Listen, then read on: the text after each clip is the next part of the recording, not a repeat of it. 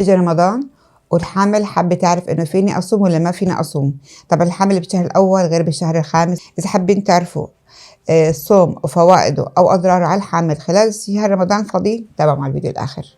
السلام عليكم ورحمة الله وبركاته. معكم الدكتورة نضال أبو راضي، أخصائية توليد وأمراض النساء وجراحتها ومعالجة تأخر الإنجاب. أهلا وسهلا فيكم. طبعا سؤال إنه الحامل فيها تصوم رمضان أو ما فيها تصوم رمضان، هذا سؤال يعني كتير فيه جدل وكتير فيه خلافات بين الأطباء وبين رجال الدين، يعني لسه ما توصل لحل. فأنا بشكل عام رح أعطيكم اليوم نصائح للحامل في شهر رمضان.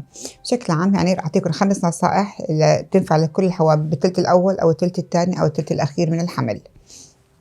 أول شي صبايا لازم تكتروا من شرب السوائل. شرب السوائل كتير ضروري، بين فترة الفطور للسحور لازم تشربي سوائل كتير.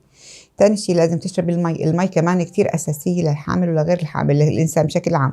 لازم تشربي بين 10 ل 12 كوب مي، يعني تقريبا شي 3 لتر بين الفطور والسحور تشربي 3 لتر ماء. ثالث شي لازم تمتنع عن المشروبات اللي فيها كتير ملح أو مشروبات كتير فيها سكر، يعني مثل العصاير الملونة، العصاير فيها كمية سكر كبيرة مو منيحة، والأكلات اللي فيها كتير مثل المخللات كمان مو منيحة، لازم تمتنعي عنها. رابع شي صبايا لازم تخففي كمية كافيين، القهوة، الشاي، انرجي دريك، الكولا، البيبسي، كل هالشغلات هاي مو منيحة، لازم تمتنعي عنها.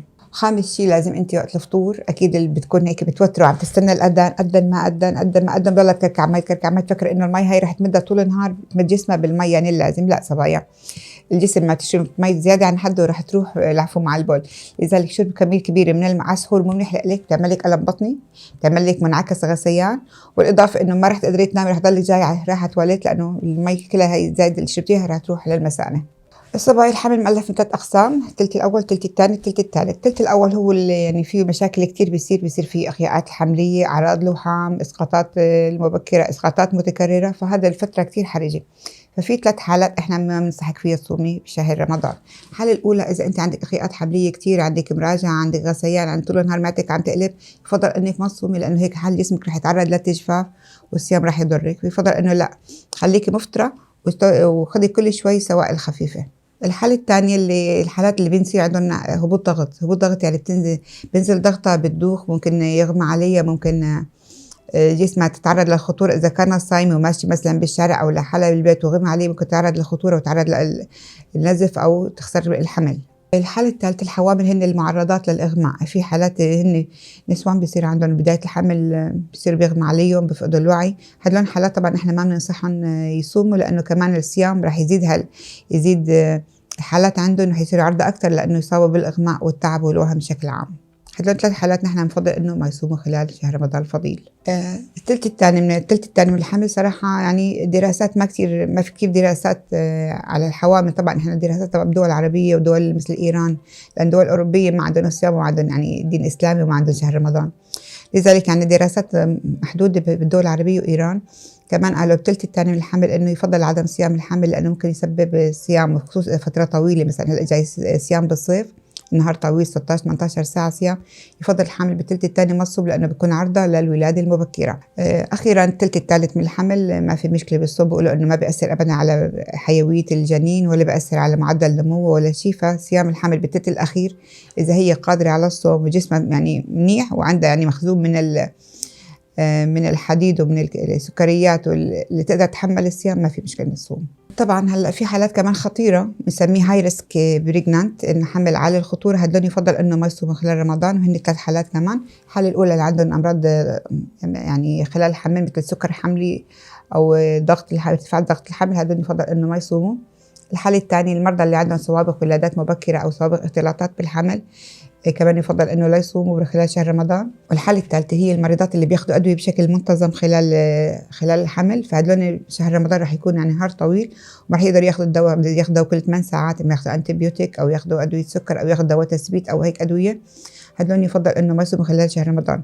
طبعا نحن الفيتامينات، الحديد، الفوليك اسيد، ادوية المكملات الغذائية هاي ما بنعتبرها ادوية، هي فيك تاخديها بفترة بل فطور وسحور. أنا بحكي على الأدوية اللي ما فيك تستغني عنها، مثل أدوية الربو، أدوية القلب، أدوية الضغط، أدوية السكر.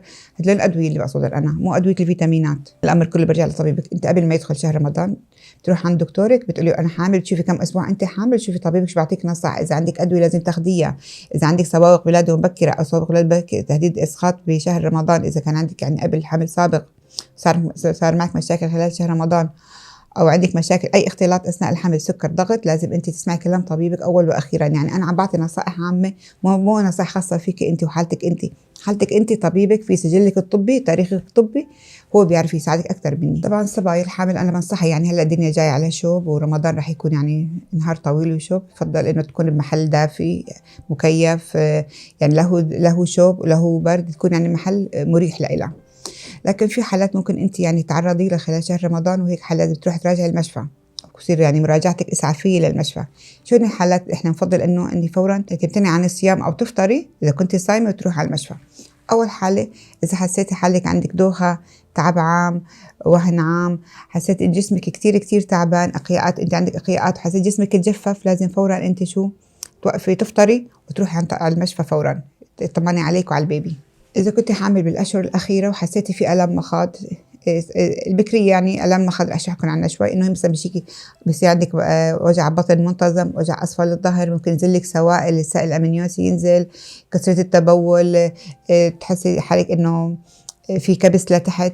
هاي الأعراض تهديد ولادة مبكرة إذا كنت بالشهر السابع أو الثامن، أو آلام ولادة طبيعية إذا كنت بالشهر التاسع. هيك حالة لازم فورا تفطري، تشربي مي، تشربي عصير، وتتصلي فورا بالمشفى وتروحي على المشفى تفحصي حالك، تطمن إنه ما عندك ولادة مبكرة، أو إذا أنت إن شاء الله يعني بشهرك بإذن الله على أمك بالسلامة. الحل الثالث اللي لازم تراجع المشفى فيه عزيزتي هي إذا أنت ما حسيت بحركة الجنين بشكل عام. يعني بالأشهر الأخيرة المفروض أقل شيء 10 مرات تتحرك البيبي الجنين خلال اليوم.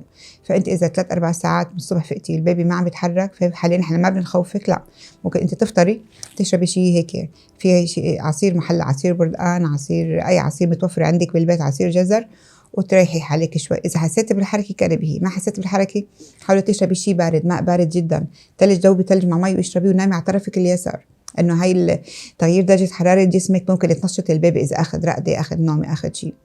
فاذا انت بحركتين هدلوني، اذا شربتي شيء حلو او شيء بارد كتير وما تحرك البيبي، اتصلي بدكتورك، روح على المشفى، طمني على دقات قلب البيبي وعلى حيويته، انه يكون يعني ان شاء الله على قيد الحياة واموره بخير.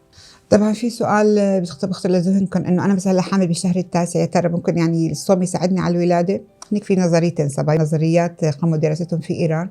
النظريه الاولى بتقول انه الصوم بسبب صيام فتره طويله بيفرز بالجسم هرمون بيشبه هرمون الفازوبريسين، هو الهرمون الاكسيتوسين اللي بيساعد على الولاده. يعني الحوامل اللي بصير عندهم مثلا مشاكل بالحمل وبنولدهم نحن بكير، بنحط لهم شيء بقلب السيروم ابر اكسيتوسين مشان يساعدهم يفتح الرحم يولدوا.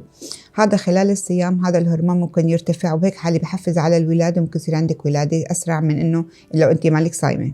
النظريه الثانيه بتقول انه هبوط سكر الدم اثناء الصيام بيؤدي الى ارتفاع الحموضه الامينيه بجسم الحامل. ارتفاع الحموضه الامينيه بيساعد على انه يسبب ولاده مبكره اذا قلنا بالاشهر الاخيره، وولاده طبيعيه اذا بالشهر التاسع باذن الله.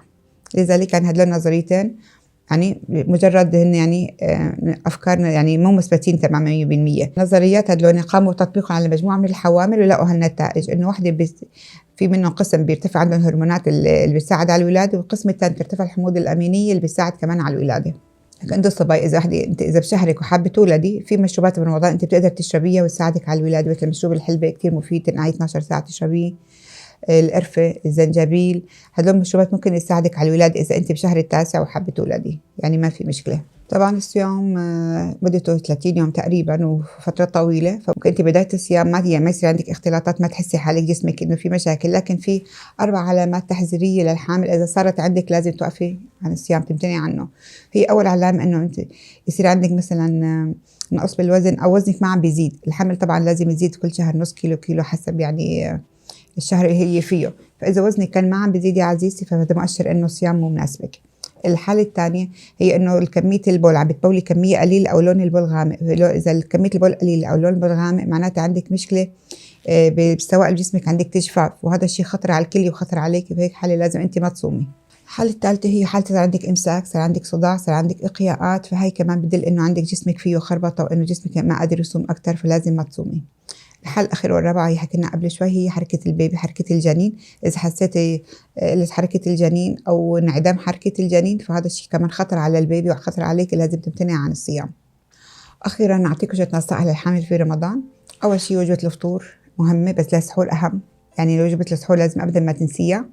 وجبة الفطور يكون فيه أول شيء تبدي مثلا مع كوب حليب، شوية تمر، شغلات سهلة تكون سهلة الهضم، لأنه أنت صايمة 12 14 ساعة 16 ساعة حتى، يعني بالدول الإسكندنافية ممكن يصوموا 12 20 ساعة، فيكون يعني الجسم يتقبل الأكل على مهله، ما يكون أكل فورا دسم ولحمة ودجاج وشغلات هاي. يعني يبدأ الفطور على الخفيف. تاني شي ما بننسى احنا انت بداية الحمل او بالحمل كله بحاجة انت للفيتامينات والحديد، لازم نكتر من الخضروات مثلا الجرجير، السبانخ، السلق، البقدونس، هاي كلها كتير مفيدة لانه فيها فوليك اسيد وفيها فيتامينات وفيها حديد، ضروري تغطية. طبعا حكينا كمان بداية الفيديو انه لازم تمتنعي عن المنبهات، الشاي، القهوة، الكافيين، المشروبات الغازية، لانه مو منيحة ابدا، بتعمل لك نفخة، بتعمل لك غازات، وانت يعني عندك البطن تحسي نفخة بشكل طبيعي بسبب وجود الجنين. كمان لازم ما تنسي عدم الإكثار من الأكلات المالحة مثل المخللات، الأكلات اللي ترش عليها ملح كتير بلالك إياها، الزيتون، المكدوس، شغلات المالحة، جبنة المسنرة، هاي كلها شغلات مو منيحة برمضان لأنه رح تشعري بالعطش خلال النهار، ورح ترفع لك ممكن ترفع لك ضغط الدم بوقت تاكلي كمية كبيرة منها. كمان ما ننسى صبايا الغذاء الصحي المتوازن، يعني انت لازم توازني بين النشويات والبروتين والسكريات. طبعا احنا ما بنمنعك انه تاكلي شوي سكريات، لا، اذا بتاكلي فواكه مجففه مكسرات كتير مفيد إلك، وقطعه لحم كتير مفيد إلك، بس انت لازم يعني تاكلي وجبه الفطور تكون خفيفه كتير، وجبه عشاء، وجبه السحور. هدول الوجبات لازم ثلاثه يكونوا اساسيات، لازم خلال فترة المسموح فيها الإفطار بين الفطور والسحور كتري المي، قلنا 2 ل 3 لتر مي، يعني تقريبا بين 10 ل 12 كاسة ماء لازم تشربي خلال هاي الفترة بين الفطور والسحور، حتى جسمك ما يصيبه تجفاف تقدري تاني يوم تصومي. وما ننسى كمان تخففي من الأكلات اللي فيها بهارات، يعني البهارات اللي حادة وهيك مو منيحة لإلك، يعني الحامل بيكون معدتها كتير حساسة، فهي الأعراض يعني طبخ الأكل فيه كتير بهارات، فيه حد فيه فلفلي كمان بيأذيكي. وطبعا ما ننسى انه لازم تاكلي فواكه بين الفطور بس قليل، يعني نوع واحد من الفواكه لازم تاكليه قبل الطعام. اخيرا صبايا ما بننسى انه امتناع عن الاكلات الدهنيه برمضان مو منيح ابدا، لانه رح تزيد لك الوزن على الفاضي، ورح تعمل لك حرقه وحموضه وجلطه بالمعده، يعني وهي الحالات يعني مثل تاكلي لي المقالي، تاكلي البيض المقلي، تاكلي اليبرق اللي مغطى بالدهنه، هاي كلها شغلات مو منيحه عليك برمضان، تركيها لبعد رمضان على عيد صحه وهنا كليا.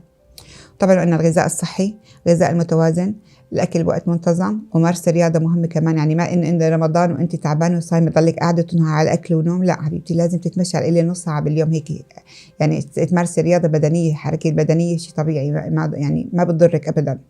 مثل ما يكون في اكلات كتير مفيده رمضان، التمر، الشوفان، البقوليات، الخبز الاسمر، هاي شغلات كتير منيحه بتمدك بالطاقه وبتحسسك بالشبع لتاني يوم، انه ما بتحسي حالك كتير جوعانه. أكل الحلويات بيعطيكي طاقة فورية وبتشوبي وبتتعبي، بس بعد شوي بترجع بتجوعي. يفضل الحلويات، الكنافة، القشطة، القطايف، هاي اللي كتير احنا معتادين ناكله برمضان ما تاكلي منها. هيك صبايا وصلنا لآخر الفيديو، إن شاء الله يكون الفيديو ممتع ومفيد وحبيتوه. إذا حبيتي حطي لايك واشتركي بالقناة وشير بين رفقاتك وصحباتك، وفي عندكم أسئلة اكتبوا لي بخانة التعليقات، وإذا في عندكم شغلات أنا نسيت أحكي عنها كمان اكتبوا لي بخانة التعليقات. سلام.